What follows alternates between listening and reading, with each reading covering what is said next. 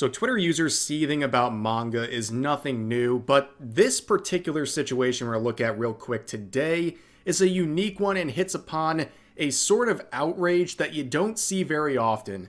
So you can see the headline here, Bloom Into You creator Nakatani Neo will start a new yet untitled manga series soon in fall 2025 in Dengeki Daioh, a boy meets girl story about the world's fate.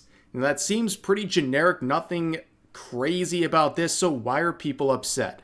Well, let's look at one of the most liked replies, saying, Hetero-slop after making peak Yuri.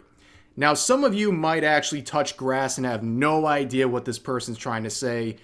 Basically, what they're saying is that this is heterosexual slop that is being made after this mangaka has made a lot of Yuri, which is girl-girl romance, okay?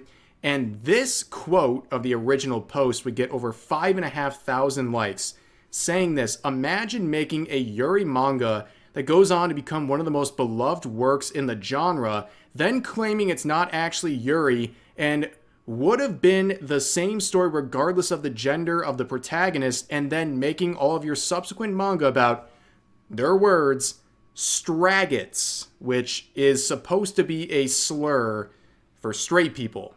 Now, this is an outrageous amount of slander directed towards the mangaka and also just a generally unhinged post, but they got hit with a community note saying, it's important to note that the mangaka never claimed that Bloom Into You was not a Yuri. However, the mangaka has stated that she is not a Yuri mangaka and writes stories based on human relationships, not the genders based on the relationship. And that is reflected in the interview they conducted where they make it very clear they talk about human stories and that they have made Yuri mangas, but they don't view themselves as a Yuri mangaka who only explores that topic. This person is lying, and people on Twitter are seething over an artist just trying to make something different than what they normally do. And this is the result. It's absolutely pathetic behavior, but expected from freaks on Twitter.